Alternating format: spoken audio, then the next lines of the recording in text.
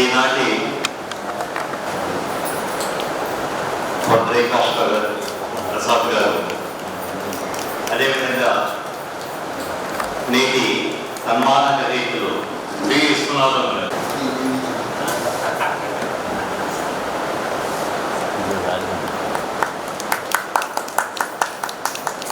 మరికొందరు రాధశ్రీ గారు, తర్వాత ముఖ్య అతిథి మాల్యాద్రి గారు.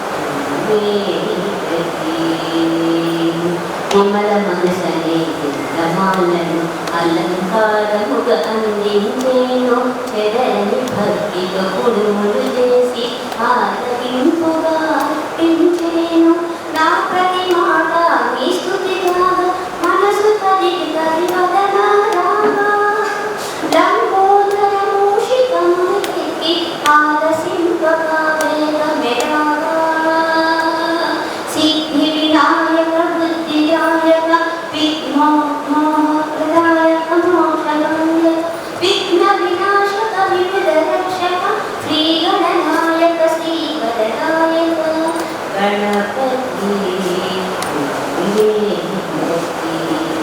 విఘ్నములు కలిగి సత్యము కలిగి హరములని వరములను సదా గణపతి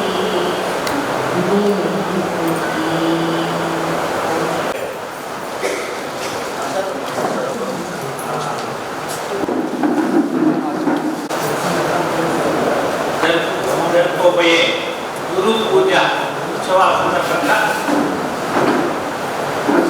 పూజ రేపు ఎల్లుండి గురు పౌర్ణమి, దానికి వర్కింగ్ డే కాబట్టి మరి ఎంప్లాయీస్ ఉంటారు, పీపుల్స్ ఉంటారు, ఉద్యోగాలు వీలు అవుతుందో కాదు అనే ఉద్దేశంతో మనం ఆదివారం అయితే కొంచెం ఫ్రీగా ఉంటుంది, రావడానికి కూడా అవకాశం ఉంటుందనే ఉద్దేశంతో మనం 2 రోజులు ముందుగానే జరుపుకుంటున్నాం.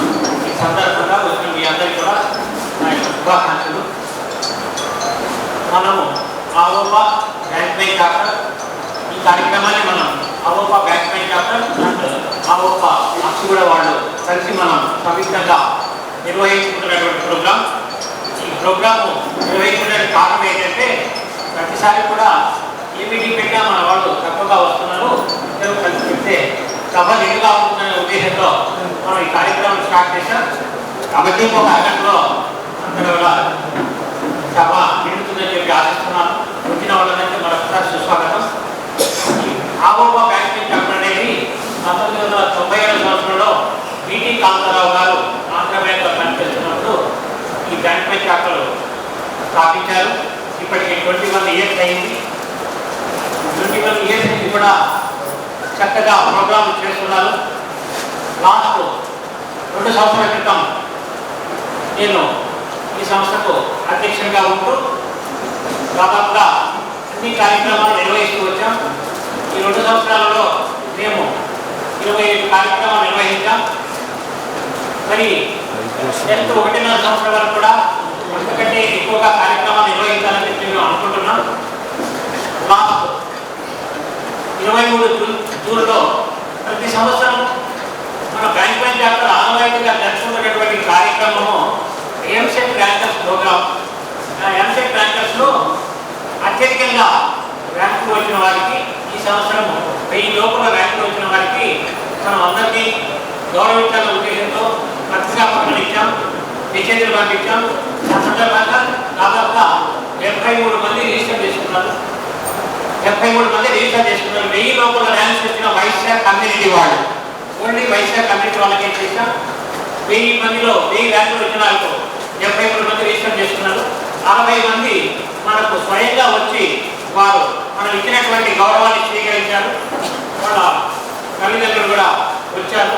సభ నిండుగా ఉండింది. ఆ రోజు దాదాపుగా 450 మంది వరకు వచ్చారు. మొత్తం చాలా నిండుగా ఉండింది. చాలా హుందాగా, చాలా గౌరవంగా, చాలా జయప్రదంగా కూడా నిర్వహించుకున్నామని చెప్పడంతో చాలా సంతోషిస్తున్నాను. కాకపోతే మరి ఈ ప్రోగ్రాం కొత్తగా ఫస్ట్ ఇయర్ మనం గురు పౌర్ణమి ఉత్సవాలు ఈ సంవత్సరమే మనం జరుపుకుంటున్నాం. ఎప్పుడు జరుపుకోలేదు, జరుపుకుంటే బాగుంటుందని అనుకుంటున్నాం, జరుపుకుంటున్నాం. ఆ సందర్భంగా మన యొక్క పెద్దల గురించి జరుపుకోవాలని నిర్ణయించాం. అదే సందర్భంగా కార్యక్రమాలు నిర్ణయించుకుంటున్నాం. మరి ఈ అవకాశం ఇచ్చినటువంటి ధన్యవాదాలు. వచ్చినటువంటి పెద్దలందరికీ కూడా వేదిక మీద ఉండేటువంటి నిష్ణాతులైన గురు పొంగులందరికీ కూడా నా నమస్కారాలు. ఈరోజు ఈ నెలలో అనగా ఆషాఢ మాసంలో అనేక కార్యక్రమాలు నిర్వహించాం. జగన్నాథ రథయాత్ర జరిగించాం. మరి తొలి ఏకాదశి పండుగ కూడా అందరూ కూడా గుర్తు చేసుకుంటున్నాం. మరి ఈ రోజున ఆషాఢ పౌర్ణమి లేక గురు పౌర్ణమి లేక వ్యాస పౌర్ణమి అనే పేరుతో పిలువబడేటువంటి పండుగని రేపు 16వ తారీఖున జరుపుకోబోతున్నాం. అయితే ఇవాళ ఆదివారం అందరికీ కొంచెం రావడానికి సమయం వెచ్చించడానికి వీలుంటుందనే ఉద్దేశంతో ఈ కార్యక్రమం ఒక 2 రోజుల ముందుగా ఆషాఢ పౌర్ణమి గురు పౌర్ణమి సందర్భంలో ఈ కార్యక్రమాన్ని చేపట్టాం. వచ్చినందరికీ నమస్కారం. నారాయణ సమారంభం శంకరాచార్య మధ్యమాం అస్మదాచార్య పర్యంతం వందే గురు పరంపరా. ఆరంభంలో వైకుంఠనాథుడైనటువంటి నారాయణ అందించినటువంటి విద్యను, ఆ విద్యను మధ్యలో శంకరాచార్యుల వారి ద్వారా మనకు ప్రాప్తించినటువంటి మధ్యలో ఉన్నటువంటి యావత్ గురు పరంపరకి కూడా నమస్సులు అందజేస్తూ ఈ కార్యక్రమాన్ని ప్రారంభించారు. ఇందాక చెప్పినట్టుగానే ఆషాఢ మాసంలో వచ్చేటువంటి గురు పౌర్ణమికి చాలా విశిష్టత ఉంది. ఈ కార్యక్రమాన్ని వ్యాస పౌర్ణమిగా వ్యాసులు వారిని పూజించడం, తదనుగుణంగా ప్రతి గురువుని కూడా ఆయన వ్యాసునిగా భావించి వారిని పూజించడం జరుగుతూ ఉంటుంది. భక్తి శ్రద్ధ మనకి ఎవరైతే జ్ఞానం ప్రదాతలో వారిని ఈ రోజున సంస్మరించుకుంటున్నాం. మరి ఈ వ్యాసులు వారు ఎవరు అంటే వారి ముత్తాత వశిష్ఠులు. వశిష్ఠులు వారి కుమారుడు శక్తి మహాముని. శక్తి మహాముని యొక్క కుమారుడు పరాశరుడు. ఆ పరాశరుడు సత్యవతి పెళ్లి చేసుకున్నాడు. అయితే అది గాంధార వివాహంలాగా కాబట్టి అసలు వారు తెలుసుకున్నటువంటి ఒక మహానుభావం మనకు చేసినటువంటి మహోపకారాన్ని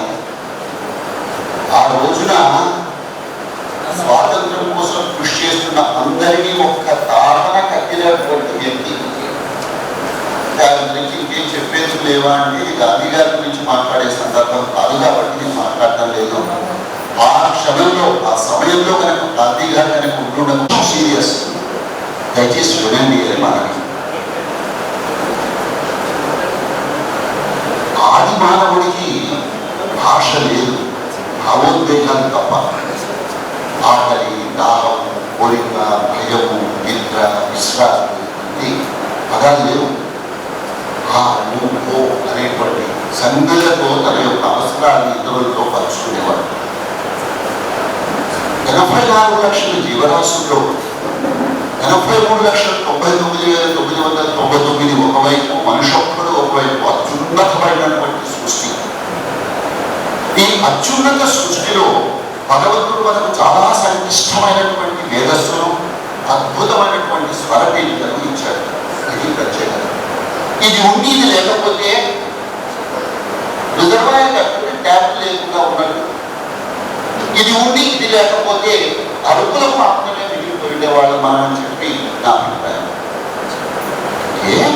సంక్లిష్టమైన మేధస్సు వల్ల, సహకరించిన స్వరపేలిక వల్ల సృష్టించబడినటువంటి ఒక మేధస్సు రూపం లేని శబ్దానికి స్వరూపాన్ని ఇచ్చింది. అంతకుముందు అనుకులేక స్వరూపం ఎప్పుడైతే ఇవ్వబడిందో ABCD లేక అలీ పేదే భాషించ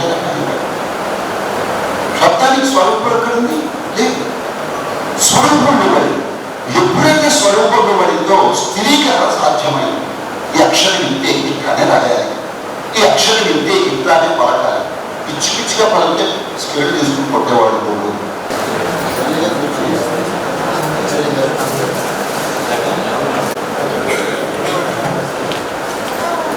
దీనిని మన కమిటీ మెంబర్స్ అయిన సతీ మనులు సత్కరిస్తారు. లక్ష్మీదేవి, పద్మా గారు,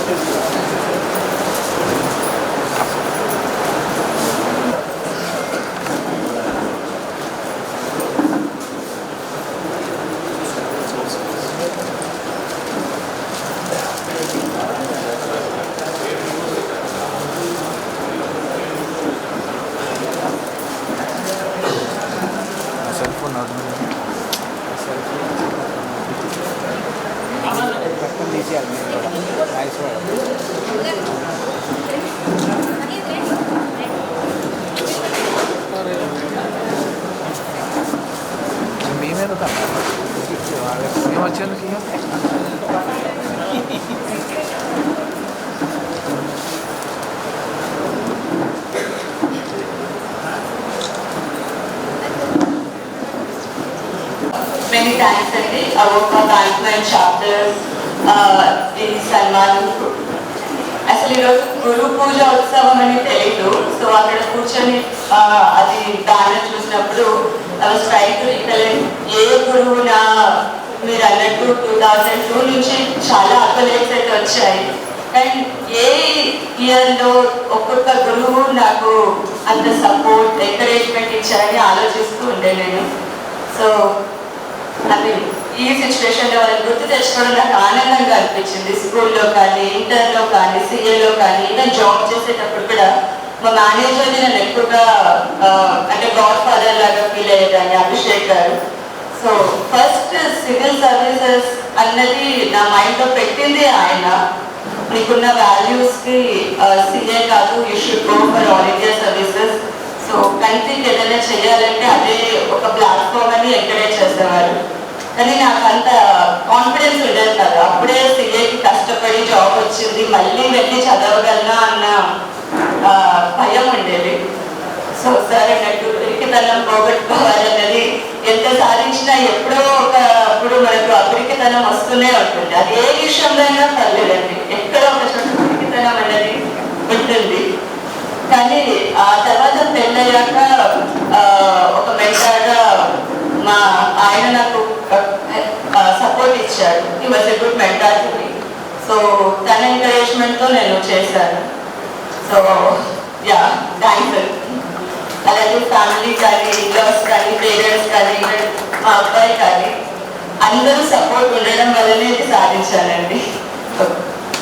every man has a woman అన్నట్టు every woman also has a man అండి. అంటే నేను మ్యారేజ్ అయిన తర్వాత నేను సీఏ చేస్తాను, సివిల్ చదువుతాను అంది. నిమిషం కొంచెం కష్టమేమో ఆలోచించుకొని చెప్పాను. లేదు నేను చేయగలనండి. ఇంకా నేను కూడా సపోర్ట్ ఇచ్చానండి. ఈ పనులు ఇవంతా ఏమంది చదువు మెయిన్ కదా, చదువుకుంటా ఉంది. ఎందుకని చెప్పి మా ఇంట్లో అందరూ మేము సపోర్ట్ ఇచ్చాము. బాబు కూడా ఉన్నాడు, వాడు కూడా వాళ్ళ బాగా సపోర్ట్ చేశాడండి. అమ్మే కావాలి అట్లా అనుకున్నా. వాడు కూడా మంచిగా ఉన్నాడు. అందుకే తను కూడా చాలా కష్టపడిందండి. తను చదువు కూడా తపస్సులాగా చేసింది. ఇంకా బాహ్య ప్రపంచం అంటూ ఏం రిలేషన్ పెట్టుకోవాలి. ఎంత ఇంట్లో ఫంక్షన్ అయినా కూడా డైవర్షన్ వస్తుంది, నాకు మళ్ళీ ఆ థాట్స్ వస్తే 3 days వరకు కాన్సన్ట్రేషన్ తగ్గుద్ది అని చెప్పి అవన్నీ త్యాగం చేసి కష్టపడి చదివిందండి. భగవంతుడు దైవం కొంచెం అనుకుంటే సాధించింది. మేమందరం చాలా హ్యాపీ. తను ఒక సివిల్ సర్వెంట్గా సర్వీస్ చేస్తుంది అనేది ఆనందము. చదువు అందరికీ రాదు, తను చదువుకుంటే సరస్వతి దేవి ఉంది, తనకి కష్టపడి చదివింది.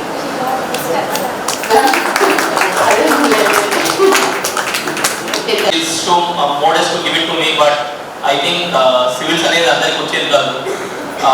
సార్ అన్నట్టు పిరికితనం, భయం ఇవన్నీ we had those feelings. మేము బాంబేలో వర్క్ చేసేవాళ్ళం. I was a chartered accountant, she was a chartered accountant. We had a very good life. We were earning like 40-50 lakhs. So we had a good pay, good everything satisfied, nothing to worry about. But somewhere it was kind of feeling to us saying that I have to do something to the society. This is not that I am meant to be. Then you've seen the accolades that she has done. Then I felt, yeah, let's give it a try. If it works well for all of us, for the society and for the people widespread. And after able to so there's some financial commitments, but I said we can overcome that. The bigger goal that we have is to do something to the society. Then I encouraged her. Then she came back to Hyderabad. We felt civils is a pretty easy thing. All India ranks వచ్చింది, తను బాగా చదువుకుంది, ఇదేముంది civils అయిపోతుంది అనుకున్నాం. But that's a complete different story. There are reservations in civil services, there is competition, there are seniors, there's a different way to prepare it. తను నేను ఎక్కడికి వెళ్ళాను, మీ దగ్గరే ఉంటాను, I want family support, Delhi వెళ్ళి అందరు చదువుతారు, తను లేదు నేను హైదరాబాద్లోనే ఉంటాను అన్నది. Then she was reading all alone, no coaching, nothing. I mean, she had taken some basic coaching, but there's not much of a support. First year అంతా అసలు ఏం చదవాలి, ఏం ప్రిపేర్ అవ్వాలని ఆలోచిస్తూనే దెన్ వాడు వచ్చాడు కడుపులోకి. Then we thought okay pregnancy చేసుకుని చదివేద్దాం, ఏముంది ఇది అయిపోతుంది అనుకున్నాం. We were so ignorant, so innocent at that point of time.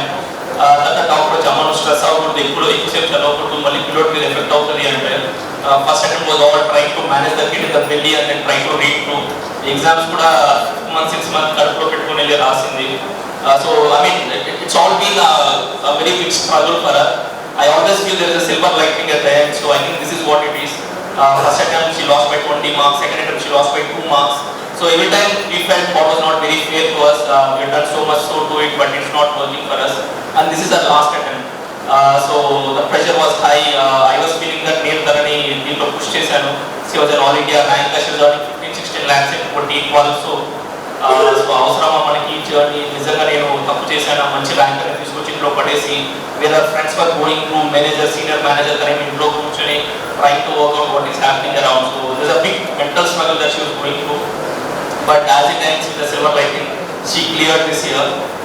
So తను క్లియర్ చేసిన తర్వాత మొత్తం వీక్నెస్ వచ్చింది సార్ నాకు. ఇప్పటిదాకా మా లైఫ్లో అంతా తన ర్యాంక్ ఉంది, ర్యాంక్ మేము ఏం చేయాలో అర్థం కావట్లేదు. So from past 2 months we had nothing to do in life. We just thinking what happened, what to do. So but yeah, దాని తర్వాత అండి this is a very important point that I need to mention. She attended like 3-4 police stations. మన Arya Vaishya police stations attend అయ్యారు. అప్పటిదాకా నేను ఈ societies ఈ జనాలు కలవడం అవసరం, మనం what is this to be attended అని. బట్ ప్రతి ఒక్క police station అటెండ్ అయ్యే కొద్దీ I get to see many nice people, good people. Sir అన్నట్టు మన Vaishya community is the only place that I see where ఒకరి సక్సెస్ ఇంకొకరు ఎంజాయ్ చేస్తారు, ఒకరి హార్డ్ వర్క్ ఇంకొకరు ఎంజాయ్ చేస్తారు. కాచిగూడ హాస్టల్కి వెళ్ళాను, ముషీరాబాద్కి. అక్కడ they are giving 1 lakh for all the civil servants who cleared the prelims and intermediate. Not a easy thing. అంత మనీ పెట్టడం కానీ దానం చేయడం కానీ అవన్నీ. So one take away that I taken from here is ఎంత సంపాదించినా అది పూలు ఎంత పట్టుకుని ఉంటే కానీ doing something to the society and the success or the satisfaction that you get from that is much bigger than what all these things that we have. So that's a takeaway that I take it from here, sir. Good that I've come here and then attended this. అన్నిటికీ ఒక time ఒక reason అనేది ఉంటుందేమో. So మీరు చెప్పిన మాటలు బాగా deeply impacted into, so I take it from you. Thanks for this point.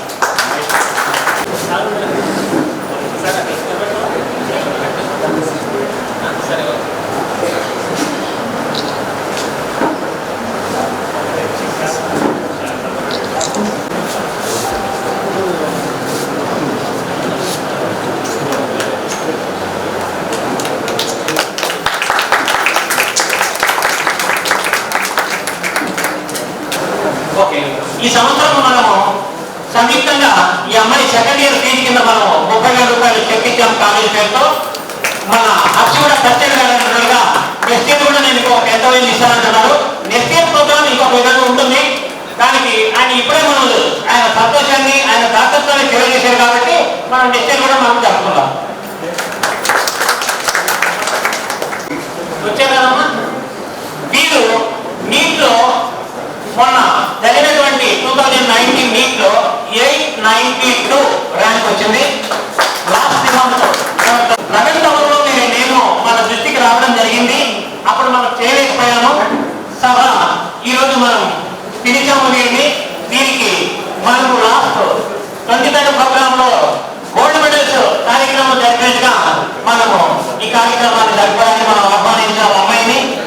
ఈ అమ్మాయికి రీసెంట్ గా గాంధీ మెడికల్ కాలేజీలో ఎంబీబీఎస్ సీట్ కూడా వచ్చింది. ఉస్మానియా మెడికల్ కాలేజీలో ఎంబీబీఎస్ సీట్ కూడా వచ్చింది.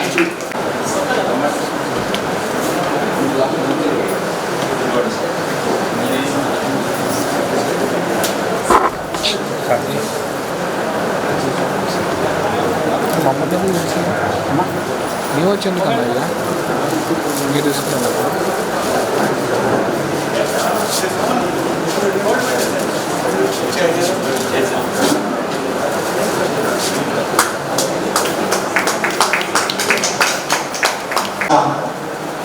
ఒకటి కన్నా ఎక్కువ నిండిపోతుంది.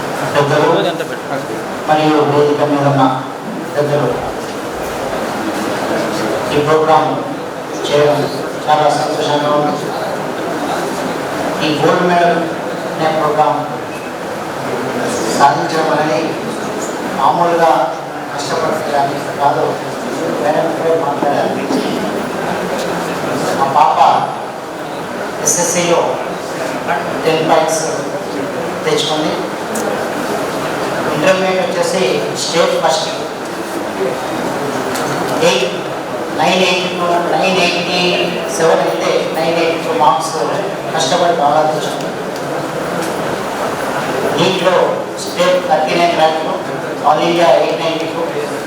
ఏ రోజు కూడా మా ద్వారా ఆమె సహాయం చేసింది, సపోర్ట్ చేయడమే కానీ ఏ రోజు కూడా ఫెయిల్మెంట్ పేసి రాయించిన సందర్భాలు. ఎందుకంటే మా కిరాణా షాప్ ఫీల్డ్లో చాలా ఆమె స్కూల్కి వెళ్ళాలంటే కూడా చాలా ఇబ్బందిగా. నర్సరీలో అయితే ఒక 10-15 స్కూల్స్ మాది 3 days స్కూల్ వెళ్ళేసి మళ్ళీ వెళ్ళాలని పద్ధతిలో ఆ రోజు మేము భయపడ్డాము. ఈరోజు మాత్రం మా పాప డాక్టర్ సీట్ సంపాదించారు. ఉస్మానియాలో నేషనల్ కోటాలోనే సీట్ తీసుకున్నాం. ఆల్ ఇండియా కోటాలో సీట్ తీసుకుంటే స్టేట్లో మనకు ఒకరికి సీట్ ఎక్కువగా వస్తుంది. స్టేట్ నుంచి 15% సీట్స్ సెంట్రల్ తీసుకుంటా ఉంటే ఆ రకంగా ఈ ఒక్క అమ్మాయి కాకుండా ఈ అమ్మాయితో పాటు నలుగురు నాకు ప్లాన్ చేసి ఆల్ ఇండియా కోటాకి సీట్ రావడం జరిగింది. మనకి ఏ ప్రయోగం ఏంటంటే రాష్ట్రంలో 4 డాక్టర్స్ ఎక్కువగా మన వాళ్ళకి రావడం అనేది నాకు సంతోషకరం సార్. మేము కూడా సోషల్ యాక్టివిటీలోనే ప్లాన్ చేస్తున్నాం. అదే రకంగా ఈ అవభావాల్లో చాలా మంచి ప్రోగ్రామ్ చేస్తూ ఉన్నాను. మా పాప డాక్టర్ అయిన తర్వాత ఖచ్చితంగా మీరు ఎట్లయితే మా పాపను సపోర్ట్ చేస్తూ ఉన్నారో మా ఫ్యామిలీ ద్వారా కూడా అవభావం ద్వారా ఇంకా అనేక రకాల సంఘాల ద్వారా మేము కూడా ఖచ్చితంగా మీకు సపోర్ట్ చేస్తామని చెప్పి తెలియజేస్తాం. కార్యంలో మాట్లాడే గారికి జూనియర్ మాట్లాడే గారికి మాకు ఒకే ఒకరు కావాలి నిలబడిస్తుంది. మానేజర్ గారు 1978 to 81 జోహాబాద్ కావాలలో కంప్లీట్ చేశారు స్టడీ. తర్వాత 81 to 84 ఢిల్లీ యూనివర్సిటీలో లా గ్రాడ్యుయేట్ అయ్యారు. 78 to 84 కూడా యాక్టివ్గా పాలిటిక్స్లో కూడా ఢిల్లీ లెవెల్లో బాగా పార్టిసిపేట్ చేశారు. తర్వాత 84లో ప్రాక్టీస్ మీద ప్రిపేర్ చేస్తూ 89లో డిస్ట్రిక్ట్ జడ్జిగా తన కెరీర్ని స్టార్ట్ చేశారు. తర్వాత కెరీర్ ఒక 600 లైబ్రరీస్ని ప్రైవేట్ ఆంధ్ర స్టేట్ కొద్ది శ్రీరామ్ గారి వారసుతో ఎస్టాబ్లిష్ చేయాలని ప్రతి విలేజ్లో ఒక ఆర్గనైజేషన్ క్రియేట్ చేసి ముందుకు వెళ్తూ ఉన్నట్టు నేను చేస్తున్నాను. తర్వాత మా దగ్గర వాళ్ళు అడ్వకేట్గా కూడా నెల్లూరులోనే ఒక బ్రాంచ్ విజయవాడ ఢిల్లీ హైదరాబాద్లో బ్రాంచ్లు పెట్టి కార్పొరేట్ కన్సల్టెన్సీ అదే సివిల్ కన్సల్టెన్సీలో ప్రాక్టీస్ చేస్తూ ఉన్నాను.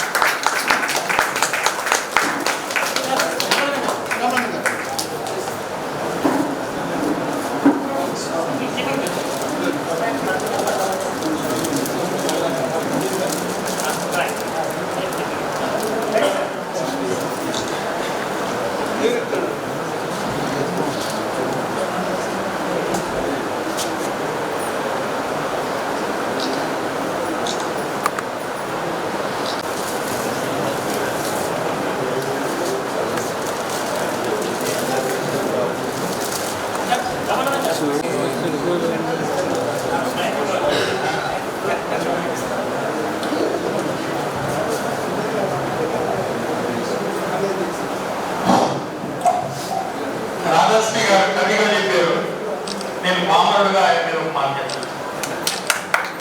నల్లని వాడైనా తెల్లని మనసున్నవాడు, కవితున్నవాడు రాధాశ్రీ. రాధని శ్రీగా భావించి కవితని